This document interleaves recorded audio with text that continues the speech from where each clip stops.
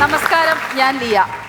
ആദ്യം ഒരു രസത്തിന് തുടങ്ങി, പിന്നെ രസമല്ല, സാമ്പാറല്ല, കഷായം കഴിച്ചാൽ പോലും മാറ്റാൻ പറ്റാത്ത ചില ശീലങ്ങളാണ് ദുശീലങ്ങൾ. ഉദാഹരണത്തിന് മദ്യപാനം, പുകവലി, മുറുക്ക്, പിന്നെ ഭയങ്കര ജലദോഷം. അപ്പൊ ഞാൻ എന്താ പറഞ്ഞു വന്ന ദുശീലം. ഈ ശീലവും ദുശീലവും തമ്മിൽ ചെറിയൊരു വ്യത്യാസമുള്ളൂ. ഒരു ദു എന്ന വാക്കിന്റെ വ്യത്യാസം.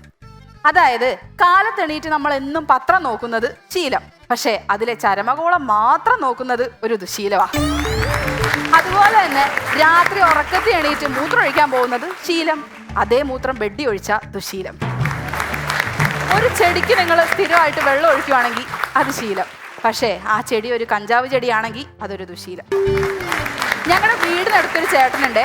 പുള്ളിയുടെ ശീലം എന്ന് പറഞ്ഞാൽ മീൻപിടുത്തമാണ്. ഈ മീൻപിടുത്തം കൂടി കൂടി പിന്നെ സീൻപിടുത്തം ആയപ്പോൾ അതൊരു ദുശീലമായി, നാട്ടുകാരിടപെട്ടപ്പോൾ അതൊരു അശ്ലീലമായി.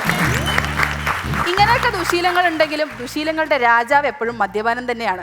മദ്യം കണ്ടുപിടിച്ചത് വിദേശികളാണെങ്കിലും ഈ നാടൻ കപ്പ, നാടൻ ഊണ് എന്നൊക്കെ പറയുന്ന പോലെ നാടൻ വിദേശ മദ്യം എന്ന് നമ്മൾ പറയുക. അത്രയ്ക്കിഷ്ടമാണ് മലയാളികൾക്ക് മദ്യം. ഈ മദ്യം കൊണ്ട് വിദേശികൾ തണുപ്പിനെ അതിജീവിക്കുമ്പോൾ നമ്മൾ അതിൽ ജീവിക്കുക. എന്തിനേറെ പറയുന്നത്, നിങ്ങൾ എവിടെയെങ്കിലും കണ്ടിട്ടുണ്ടോ കോട്ടും സൂട്ടും ഇട്ട ഒരു വെള്ളക്കാരൻ വിദേശി റോഡിൽ മദ്യവെച്ച് കിടക്കുന്നത്? ഇല്ല, കാണാനിടയില്ല. എന്നാൽ നമ്മളാണെങ്കിൽ വെള്ളം അടിച്ചാൽ വയറ്റി കിടക്കണമെന്ന് പറഞ്ഞപ്പോൾ റോഡിൽ കിടന്ന് കാണിച്ചു കൊടുത്തു. ഈ മദ്യപിക്കലും പെണ്ണ് കാണലും ഏതാണ്ട് ഒരുപോലെയാ. രണ്ടും 5 എണ്ണം കഴിഞ്ഞാൽ പിന്നെ ഒന്നും ഓർമ്മ കാണില്ല. അതുപോലെ തന്നെയാണ് അടുക്കള ഏതാന്ന് ചോദിച്ചാൽ വീടിന്റെ അകത്തളം കാണിച്ചു തന്ന ചേട്ടന്മാര് ലോക്ക്ഡൗൺ സമയത്ത് സാധനം കിട്ടാതായപ്പോൾ അടുക്കളയിൽ കയറി കുക്കറും കലവും ട്യൂബും എടുത്ത് വാറ്റി പല ഉൽപ്പന്നങ്ങൾ വരെ ഉണ്ടാക്കി. അടുത്ത ശീലമാണ് ദുശീലമാണ് പുകവലി. ഈ പുകവലിയും BMW ഒരുപോലെയാ. എന്താണെന്നറിയോ? രണ്ടിനും വലിയ വില കൊടുക്കേണ്ടി വരും. ഈ പുകവലിക്കരുത് എന്ന് കൂടുതലായിട്ട് എഴുതി വെച്ചിരിക്കുന്നത് ഞാൻ ശ്രദ്ധിച്ചപ്പോൾ സ്ത്രീകൾ ഇരിക്കുന്ന സ്ഥലത്താ. അപ്പൊ ഞാൻ വിചാരിച്ചു ഒരു ബന്ധമില്ലാണ്ട് എന്തിനാ ഇതവര് എഴുതിയിരിക്കുന്നതെന്ന്. പിന്നെ ആലോചിച്ചപ്പോഴാണ് മനസ്സിലായത് പുരുഷന്മാരുടെ നോട്ടം എപ്പോഴും സ്ത്രീകൾ ഇരിക്കുന്ന സ്ഥലത്താണ്. അതുകൊണ്ടാണ് അവിടെ തന്നെ പുകവലിക്കരുത് എന്ന് എഴുതി വെച്ചിരിക്കുന്നത്. എൻ്റെ ഒരു കൂട്ടുകാരൻ ഭയങ്കര പുകവലി കേട്ടോ. അപ്പോൾ അവനെയും കൊണ്ട് ഞാനൊരു മാഷിനെ കാണിച്ചപ്പോൾ മാഷ് അവനോട് പറഞ്ഞു, എടാ നീ ഒരു സിഗരറ്റ് വലിക്കുമ്പോൾ ജീവിതത്തിൽ നിന്ന് നിന്റെ 1 മണിക്കൂറാണ് പോകുന്നേ. എന്നാൽ നീ ഒന്ന് ചിരിച്ചു നോക്ക്, ജീവിതത്തിൽ നിന്റെ 1 മണിക്കൂർ കൂടുമെന്ന്. കുറച്ചേരം കഴിഞ്ഞ് ഞാൻ തിരിഞ്ഞു നോക്കിയപ്പോൾ അവൻ ചിരിച്ചോണ്ട് നിന്ന് സിഗരറ്റ് വലിക്കുന്നു. ചോദിച്ചപ്പോൾ പറയാ ബാലൻസ് ചെയ്യണ്ടേന്ന്. ഇനി ഈ ടിപ്സ് പ്രയോഗിച്ച് ആരെങ്കിലും ചിരിച്ച് പുക വലിച്ച് ആ പുക മണ്ടേ കയറി മേലോട്ട് പോയാൽ ഞാൻ ഉത്തരവാദിയല്ലേ? നമ്മുടെ നാട്ടില് ഈ ദുശീലമൊക്കെ മാറാൻ ഒരു എളുപ്പ വഴിയുണ്ട്. എന്താണെന്നറിയോ?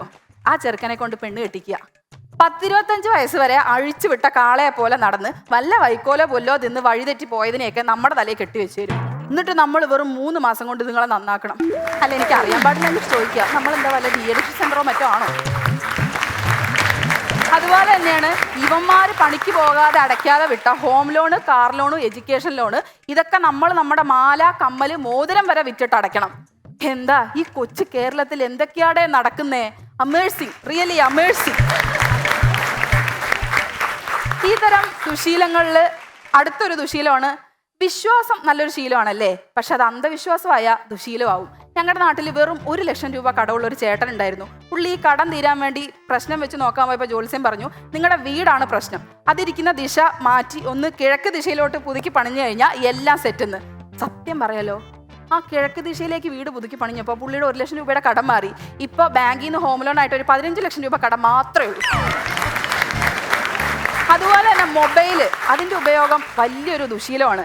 കാലത്ത് ഉറങ്ങി എണീക്കുമ്പോൾ ബെഡിൽ സ്വന്തം ഭാര്യയെ കണ്ടില്ലെങ്കിലും കുഴപ്പമില്ല, മൊബൈൽ കാണണം. ഈ ഡിജിറ്റൽ ഇന്ത്യ എന്ന് പറഞ്ഞപ്പോൾ മൊബൈൽ എടുത്ത് കാലത്ത് ബാത്റൂമിൽ തൊട്ട് തന്നെ ഇവർ ഡിജിറ്റലായി തുടങ്ങി. ഈ മൊബൈൽ നോക്കി സത്യം പറഞ്ഞാൽ കണ്ണും പോയി, ഹെഡ്ഫോൺ കുത്തി കാതും പോയി. ഇത് നോക്കുന്ന സമയത്ത് മിണ്ടാതിരിക്കുന്നതുകൊണ്ട് നാക്കിന് മാത്രം വലിയ കുഴപ്പമില്ല. ഈ കുട്ടികൾ ഇതുപോലെ മൊബൈൽ കാണാറുണ്ട് അല്ലേ?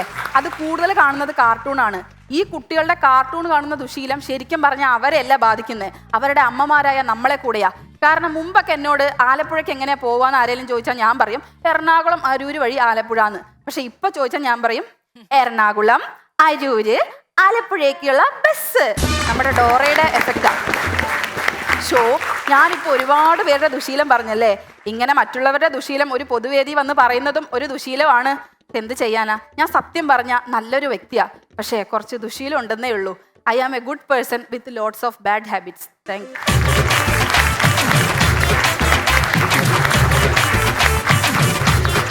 Once upon a